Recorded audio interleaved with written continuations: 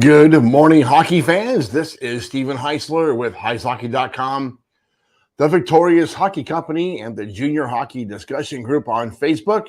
We are back live this morning. Today's Junior Hockey Morning Show.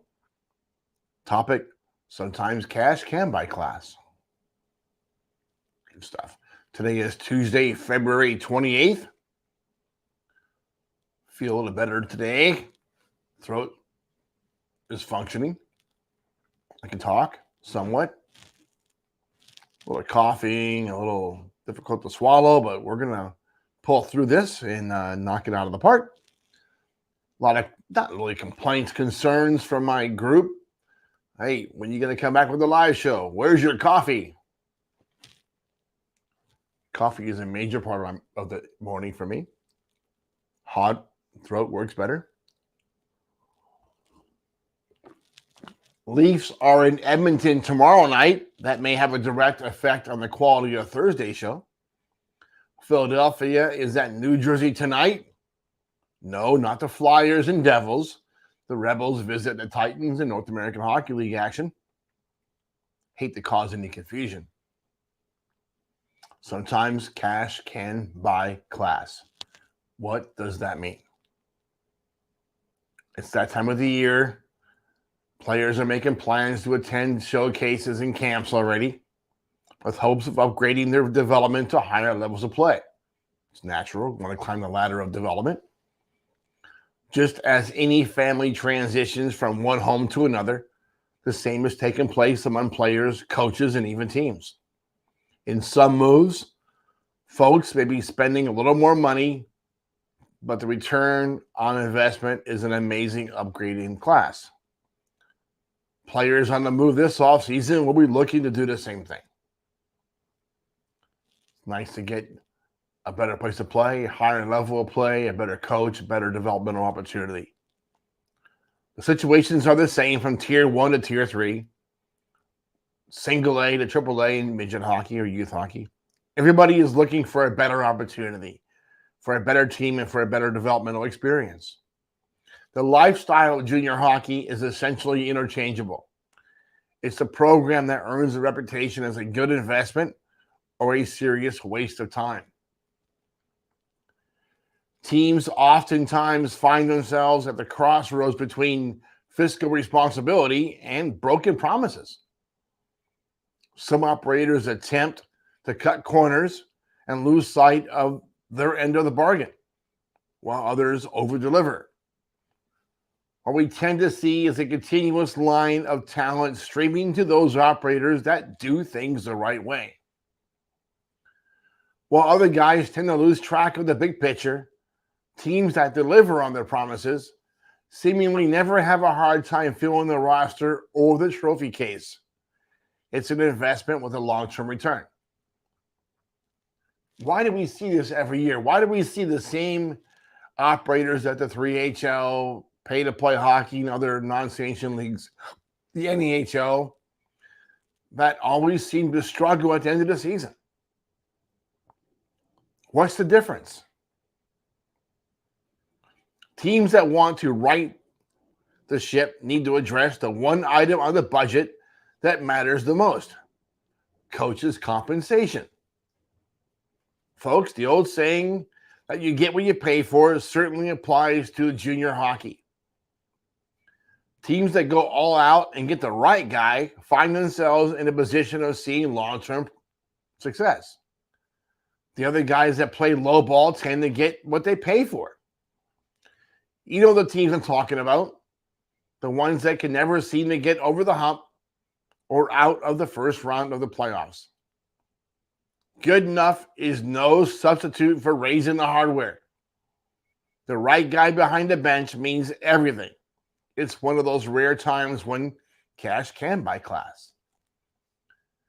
We see it all the time. We see teams that go out and get a good coach and they pay him and they let him do his job. Now, this may not apply to El Paso when there's too many people messing around, too many cooks in the kitchen, won't let the coach do his job because you have three other guys hanging around trying to do it for him. Coombs is not going to last in El Paso. That's a train wreck. Too many cooks.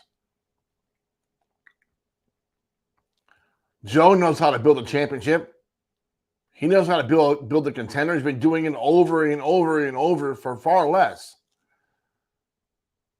than what's happening in El Paso. The problem in El Paso is 2 Corys and now Steve Jennings trying to cook with the chef. Doesn't work. Too many cooks in the kitchen.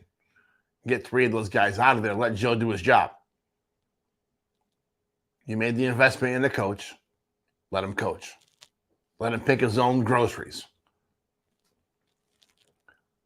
Maybe that's a problem these days. A lot of coaches that are good guys and good coaches have someone over their shoulder picking their groceries.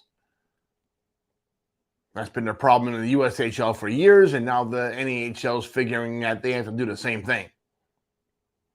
Guarantee you this, Scott Dewar was a good hire in Odessa. He is picking his own groceries. No one's picking the players for Scott Dewar. He knows what he's doing. Joe Dibble knows what he's doing. Steve Howard knows what he's doing. Corey Millen, St. Cloud, doesn't need a babysitter. He knows how to pick players. Stay out of the kitchen. Let those guys do their job. On a program note, we're going to change things up next week. Throw you a curveball. See how this works. One of the North American Hockey League coaches suggested that we get a little more in depth by breaking up the North American Hockey League report. I thought about it for about 13 seconds. I came back and said, okay, we'll do it. So Monday we'll have one division and we'll get a little deeper. We'll dig a little harder. Tuesday it'll be a second one. Same thing Wednesday and Thursday. I think it's a good idea. I think we'll carry that over into the off season, but I'm looking for a little help. As a result of the North American Hockey League's expansion plan to 80 teams. Okay, maybe that's exaggeration. I hope it's exaggeration. Starting Monday, the NAHL report will spread over 4 days. The move will give us more time to dig deeper into each club and have more fun with our targets of choice. Boys. I would also like to start identifying an insider from each team that can provide some additional color and even jump on camera from time to time, talk about that team and the division. We'll bring in a lot of coaches during the off season. Not going to bother them in season. They're all nervous and scared. We'll bring some guys in during the off season and be fun during those weeks. So if we're talking about the Central Division, we'll run down what they're doing that week. We'll bring in one of the coaches, and we'll get in and out and have a little fun.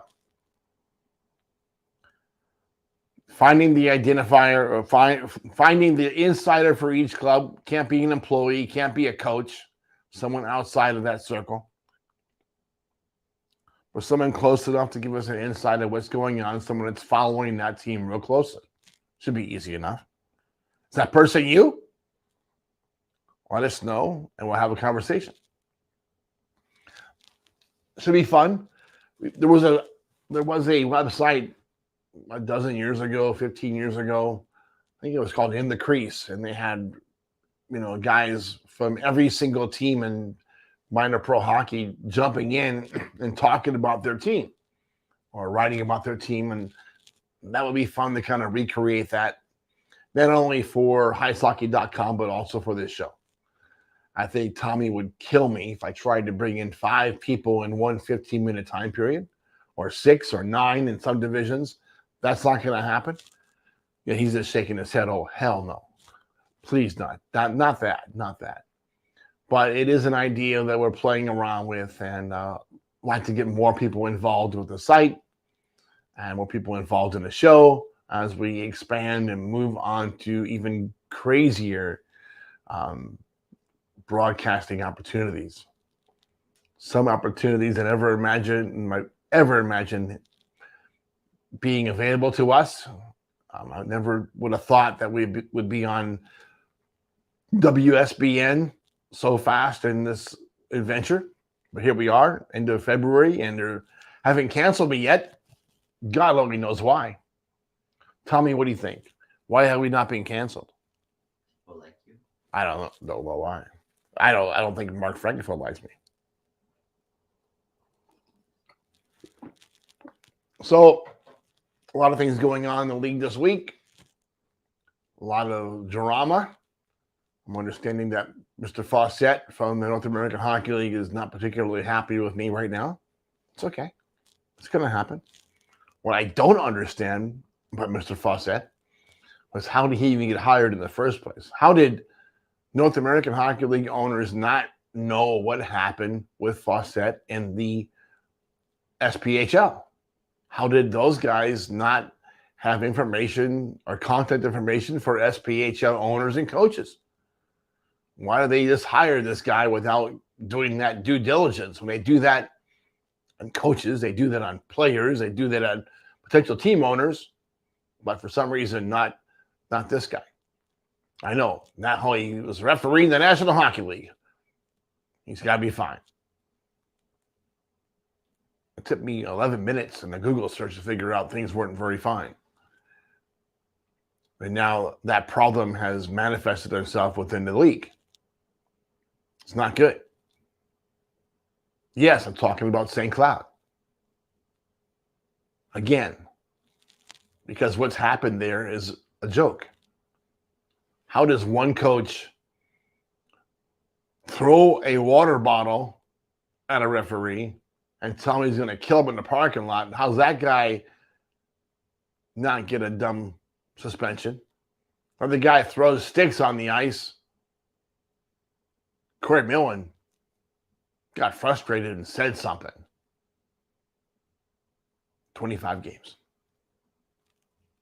Two-time Olympian. 25 games. Years of experience as a player in the National Hockey League, 25 games. What is that going to tell other guys about the North American Hockey League? Why would you want to come coach in this league when you got guys with vendettas who don't like you? Oh, they're gonna punish you. They're gonna run you out of the league. How does Chris Canavati, 18 years in the league as an owner and an operator, no complaints from his teams at the 3HL level, at the NAHL level, never? But this is what we're dealing with. You're going to run that guy out of the league? That guy?